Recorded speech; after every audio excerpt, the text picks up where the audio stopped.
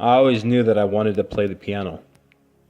I mean, my entire life, all I wanted to do was just sing and play.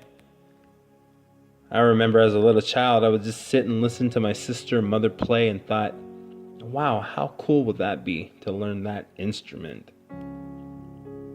I was a very, very determined little boy. One day I was just pushing on the keys, and then I discovered that I was actually playing notes. This was a talent only God was giving me because clearly I had no idea what I was doing. When I was in junior high, I actually got caught playing the piano by my music instructor, who then asked me to come play for the jazz band. While I was playing, he just came and whipped the sheet of music away, and I thought, wow, he must think I'm really, really bad. But what he said next stood out for me to this day, and with God's grace has led me to where I am. He looked me straight in the eye and he said, Darrian, you have more talent than you possibly know. Quit playing note for note and play from your heart. Only then you'll discover what it's like to feel music.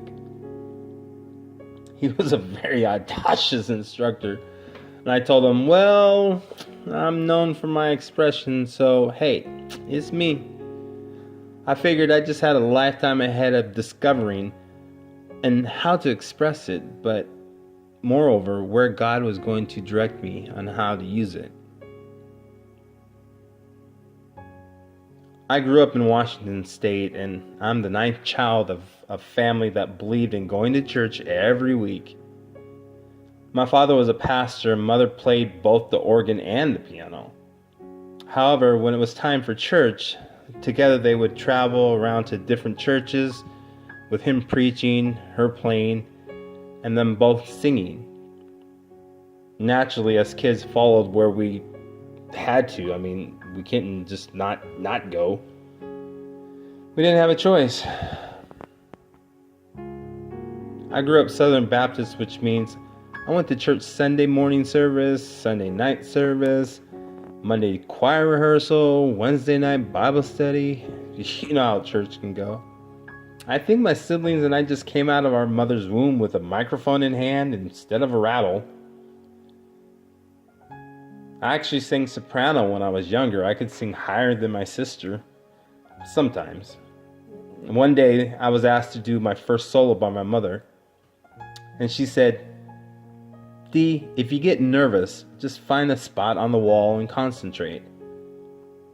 Let me tell you, I saw the closest exit sign and concentrated on getting out of there as fast as I could.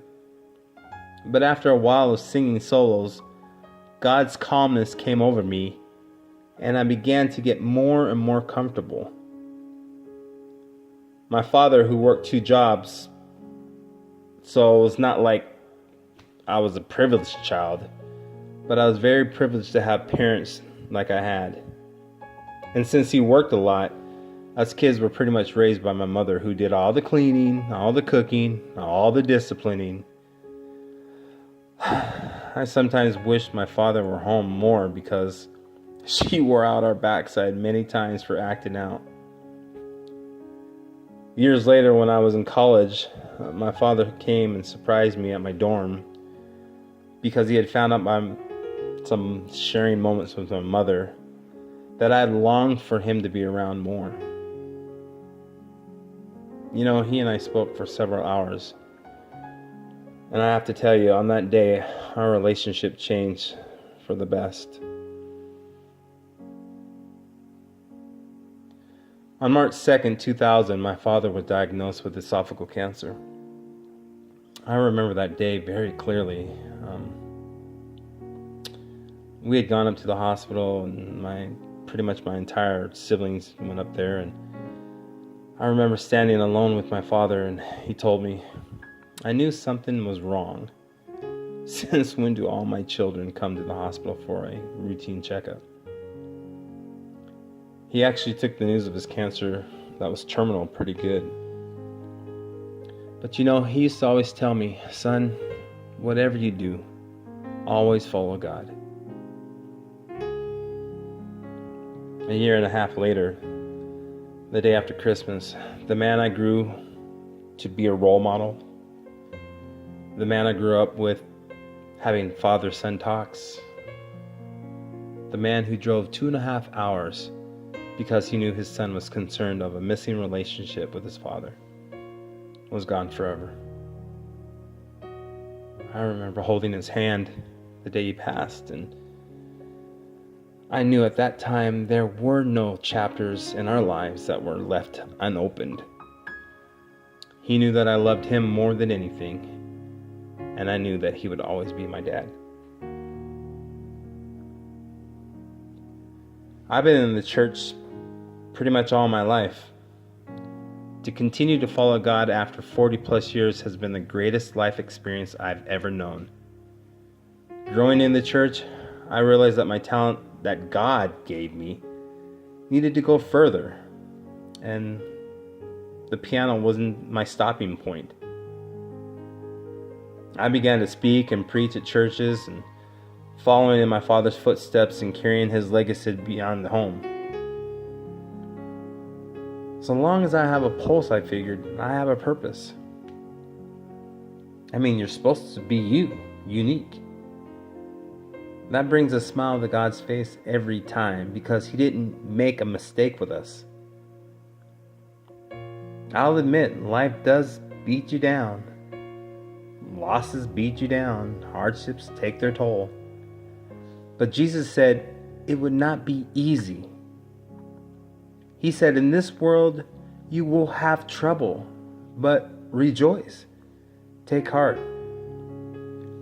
I have overcome the world, and because I have, you will overcome the world.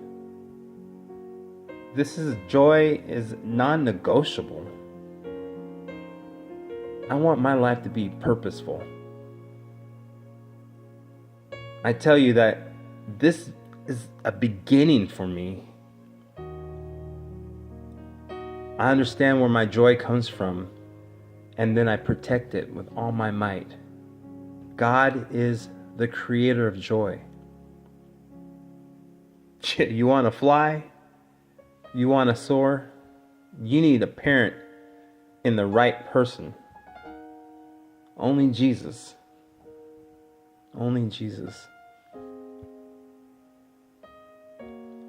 I joined ITP several months back, and I have to tell you that I'm so glad that this group came into my life. I have always said that God uses me and speaks to me in many ways, and I feel that He reaches out to me through music. This group has quickly become my family.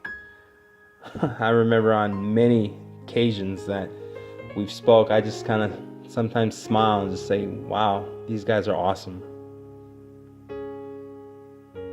You know, early on, they invited me to a concert in Houston.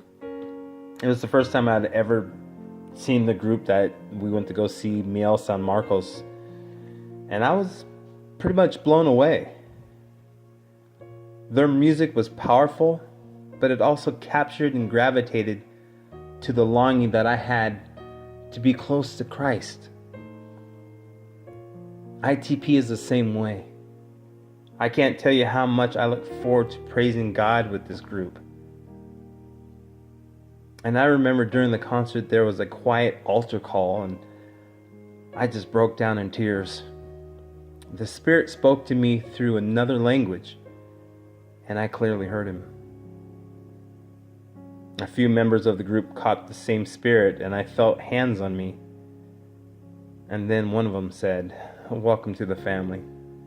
It was then that I knew my purpose of reaching others through ITP, through this music ministry.